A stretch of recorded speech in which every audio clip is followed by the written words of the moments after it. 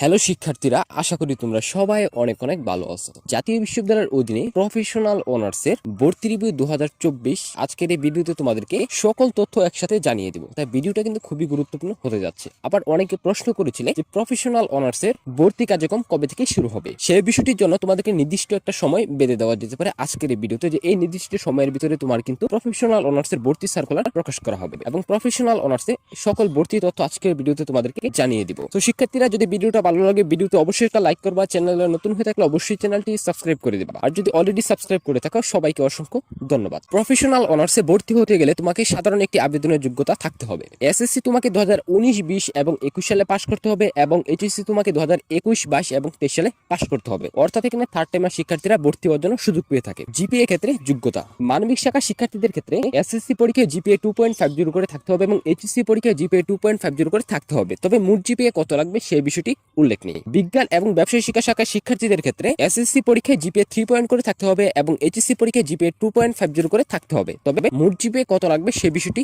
উল্লেখ নেই। এই ছিল তোমার আবেদনের বা ভর্তির সাধারণ যোগ্যতা। এই যোগ্যতা তোমাকে থাকতে হবে এবং যে জিপিএ তোমার জাতীয় বিশ্ববিদ্যালয় থেকে নির্ধারণ করে দেওয়া সেই জিপিএ তোমাকে থাকতে হবে, তা না হলে তুমি কিন্তু ভর্তি হওয়ার জন্য সুযোগ পাবে না। তবে তোমার যদি যে নির্দিষ্ট জিপিএ জাতীয় বিশ্ববিদ্যালয় থেকে নির্ধারণ করে দেওয়া হয়েছে সেই জিপিএ যদি তোমার থাকে তাহলে তুমি প্রফেশনাল অনার্সে বিভিন্ন ইনস্টিটিউটে তুমি ভর্তি হওয়ার জন্য সুযোগ পাবে।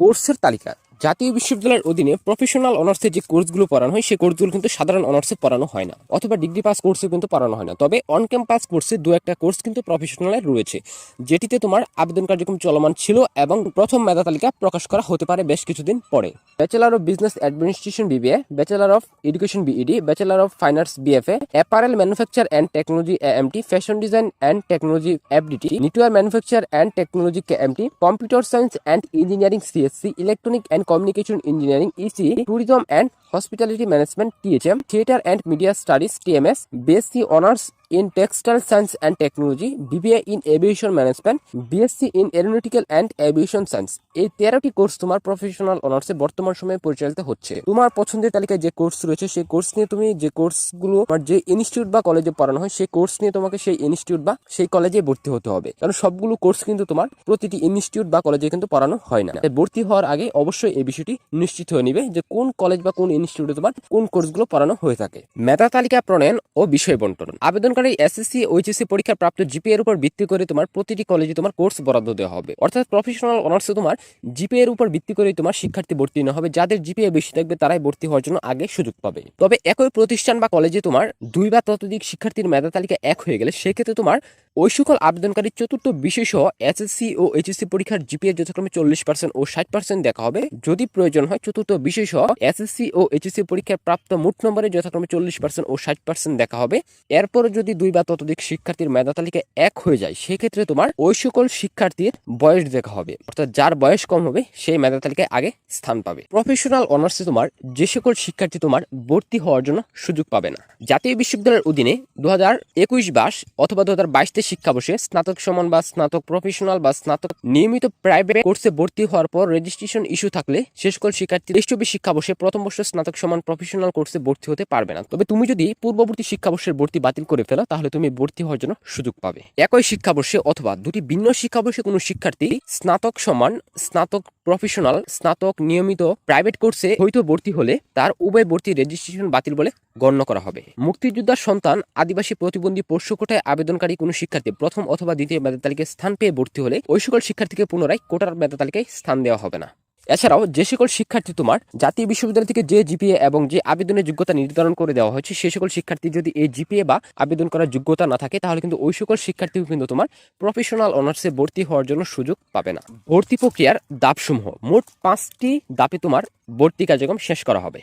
ভর্তি কার্যক্রমের প্রাথমিক পর্যায়ে তোমাকে প্রাথমিকভাবে আবেদন করতে হবে। পরবর্তীতে যে কলেজে তুমি আবেদন করবে সেই কলেজ থেকে তোমার প্রথম মেধা তালিকা প্রকাশ করা হবে এবং ঠিক একই কলেজ থেকে তোমার দ্বিতীয় মেধা তালিকা প্রকাশ করা হবে। পরবর্তীতে প্রকাশ করা হবে ওই সকল শিক্ষার্থীদের জন্য কোঠা মেধা তালিকা, যে সকল শিক্ষার্থী তোমার কোঠায় আবেদন করেছিল। যারা কোঠায় আবেদন করবে তাদের জন্য আলাদাভাবে একটা মেধা তালিকা প্রকাশ করা হবে, সেটি হচ্ছে তোমার কোঠা মেধা তালিকা। এর পরবর্তীতে প্রকাশ করা হবে প্রথম রিলিজ স্লিপ এবং পরবর্তীতে প্রকাশ করা হবে তোমার দ্বিতীয় রিলিজ স্লিপ। দ্বিতীয় রিলিজ স্লিপের পরে তৃতীয় রিলিজ স্লিপে আবেদন করার জন্য কোনো সুযোগ থাকবে না। তবে জাতীয় বিশ্ববিদ্যালয়ের অধীনে সাধারণ অনার্সে তুমি রিলিজ লিপে 5টি কলেজে একাধিক সাবজেক্টে আবেদন করতে পারলেও কিন্তু প্রফেশনাল অনার্সে তুমি 3টি কলেজে একাধিক বিষয়ে আবেদন করতে পারবে। প্রফেশনাল অনার্সে তুমি কিভাবে ভর্তি হবে? প্রফেশনাল অনার্সে ভর্তি হওয়ার জন্য তোমার দুটি উপায় রয়েছে। একটি হচ্ছে তোমার অনলাইনের মাধ্যমে আবেদন করে ভর্তি হতে পারবে, অন্যটি হচ্ছে তোমার বিভিন্ন কলেজ বা ইনস্টিটিউটে তুমি গিয়ে সরাসরি ভর্তি হতে পারবে। সরাসরিভাবে কারা ভর্তি হয়ে থাকে? সরাসরিভাবে প্রফেশনাল অনার্সে ওই সকল শিক্ষার্থী ভর্তি হয়ে থাকে তাদের জিপে খুব খারাপ থাকে, তারা যদি অনলাইনের মাধ্যমে কোনো কলেজ বা ইনস্টিটিউটে আবেদন করে তাহলে তাদের চান্স পাওয়ার সম্ভাবনা খুবই কম।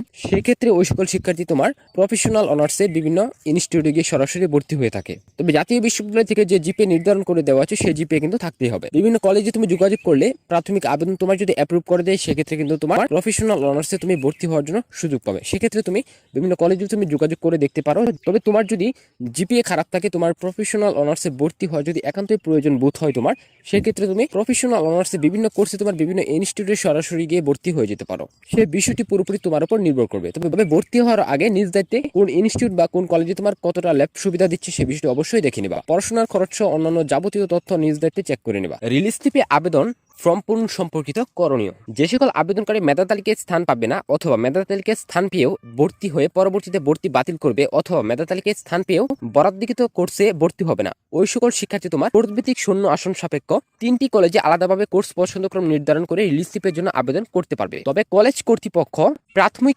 আবেদন অনলাইনে নিশ্চয়ন না করলে ওই সকল শিক্ষার্থী কিন্তু রিলিজ লিপে আবেদন করার জন্য সুযোগ পাবে না। অর্থাৎ তোমরা যদি মেধা তালিকায় চান্স পেয়ে ভর্তি না হও তাহলে তোমরা রিলিজ লিপে আবেদন করতে পারবে। অর্থাৎ তোমরা যদি ভর্তি হও, কোর্স পছন্দ না হয়, পরবর্তীতে ভর্তি বাতিল করে তোমরা চাইলে পরবর্তীতে রিলিজ লিপে আবেদন করতে পারবে, কোনো সমস্যা হবে না। আবেদন ফি। গত শিক্ষাবর্ষে তোমার আবেদন ফি ছিল 300 টাকা। তবে এই শিক্ষাবর্ষে যেহেতু সাধারণ অনার্সের আবেদন ফি তোমার বাড়ানো হয়েছে, তার মানে প্রফেশনাল অনার্সের আবেদন ফি কিন্তু বাড়ানো হবে। তবে সাধারণ অনার্সের থেকে কিন্তু প্রফেশনাল অনার্সের আবেদন ফি কিন্তু বেশি ছিল। তবে এই শিক্ষাবর্ষে কিন্তু সাধারণ অনার্সের থেকে প্রফেশনাল অনার্সের আবেদন ফি বাড়ানো হতে পারে। তবে তোমার 500 টাকা থেকে 600 টাকার আশেপাশে তোমার আবেদন ফি থাকার সম্ভাবনা রয়েছে। এখন চলে আসবো আমরা সবচেয়ে গুরুত্বপূর্ণ ধাপ। তোমরা যে বিষয়টি নিয়ে সবচেয়ে বেশি প্রশ্ন করেছিলে যে আবেদন কবে থেকে শুরু হবে। গত শিক্ষাবর্ষে তোমার আবেদন তোমার অনেক দেরিতে শুরু হয়েছিল। তবে এই শিক্ষাবর্ষে যেহেতু সময়টা এগিয়ে নিয়ে আসা হয়েছে তাই বলা কিন্তু খুবই মুশকিল হয়ে যাচ্ছে। সাধারণ অনার্সের প্রথম রিলিজ লিপের আবেদন কার্যক্রম চলমান থাকা অবস্থায় তোমার প্রফেশনাল অনার্সের ভর্তি সার্কুলার প্রকাশ করা হয়েছিল। অর্থাৎ তোমরা ধরতে পারো মে মাসের শেষ দিকে অথবা জুন মাসের শুরুর দিকে তোমার ভর্তি বিজ্ঞপ্তি প্রকাশিত হতে পারে। তবে মে মাস অথবা জুন মাস এই দুটি মাসের মধ্যে যে কোনো একটি মাসই তোমাদের ভর্তি বিজ্ঞপ্তি প্রকাশ করা হবে এবং তোমরা আবেদন করতে পারবে। তো আশা করি তোমরা পুরো তথ্যগুলো বুঝতে পারছো যে কি কি আবেদনের যোগ্যতা লাগবে, কোর্সের তালিকা সহ যা যাবতীয় তথ্য ছিল সকল তথ্য তোমাদেরকে আজকের এই ভিডিও থেকে জানিয়ে দিয়েছি। তবে কিভাবে আবেদন করবে, কিভাবে আবেদন করতে হবে সেই বিষয়ে তোমাদেরকে পরবর্তীতে যখন ভর্তি সার্কুলার প্রকাশিত হবে বিস্তারিত তোমাদেরকে আবেদন করে দেখিয়ে জানিয়ে দেব। সো শিক্ষার্থী বন্ধুরা, এই ছিল তোমার প্রফেশনাল অনার্সের ভর্তি রিভিউ 2024। আশা করি তথ্যগুলো তোমাদের কাছে কাজে দিবে। যদি ভিডিওটা ভালো লাগে ভিডিওতে অবশ্যই একটা লাইক করবা, চ্যানেলে নতুন হয়ে থাকলে অবশ্যই চ্যানেলটি সাবস্ক্রাইব করে দিবা। সো আজকের মতো এই পর্যন্তই, দেখা হচ্ছে তোমাদের সাথে আগামী নতুন কোনো ভিডিওতে। ততক্ষণ পর্যন্ত সবাই ভালো থাকো, সুস্থ থাকো।